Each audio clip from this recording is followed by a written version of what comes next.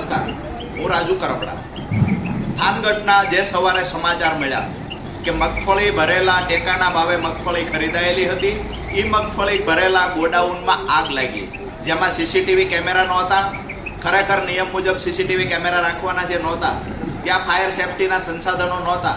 ક્યાંક ને ક્યાંક જે અમારી શંકા હતી કે આ આગ લાગી છે કે લગાડવામાં આવી છે, આ સૌથી મોટો સવાલ છે. ખરેખર સીસીટીવી ફૂટેજ નહોતા તો CWCના અધિકારીઓ શું કરતા હતા, ખરેખર ગોડાઉન મેનેજર શું કરતા હતા, કઈ મંડળીઓ દ્વારા આ મગફળી ખરીદવામાં આવી હતી. આ આગ લાગી છે તો ભૂતકાળમાં જે આગ લાગી હતી એ પ્રમાણે તો ક્યાંક ને ક્યાંક કૌભાંડને ઢાંકવા માટે તો આગ લગાડવામાં નથી આવી ને. આ અમે સવારે સવાલો કરતા હતા. અત્યારે તાજા સમાચાર મળ્યા છે કે થાનગઢની અંદર જે ગોડાઉન સવારે સળગ્યું હતું, બપોરે 1 કલાકે ગોડાઉનની આગ પર કાબુ મેળવવામાં આવ્યો.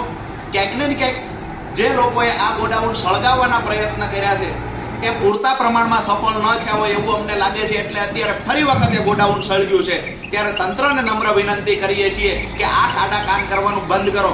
એકના એક ગોડાઉન 8 કલાકની અંદર જ્યારે બીજી વાર સળગે છે તો નક્કી થાય છે કે આ ગોડાઉનની અંદર કાંઈક મોટા પ્રમાણમાં જે કૌભાંડ થયું છે, કૌભાંડના પુરાવાઓનો નાશ કરવા માટે વારંવાર ગોડાઉનમાં આગ લગાવવામાં આવતી હોય, આવી અમને પૂર્ણ શંકા છે. અત્યારે ફરી વખત ગોડાઉન સળગ્યું એવા સમાચાર મળ્યા છે. તંત્રને કહીએ છીએ કે ખેડૂતોના નામે સરકાર દ્વારા જે પૈસાઓ વહેંચવામાં આવે છે, જે પૈસાઓની ફાળવણી કરવામાં આવે છે, આ પૈસા ક્યાંક ને ક્યાંક મોટા જે મગરમચ્છો છે એ ગોલમાલ કરી ગયા છે, મલાઈ ખાઈ ગયા છે અને અત્યારે વારંવાર ગોડાઉનને આગ લગાવી રહ્યા હોય આવી અમને શંકા છે.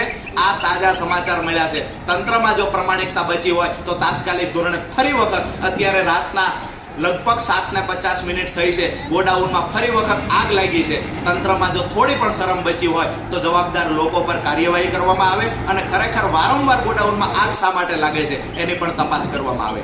આભાર.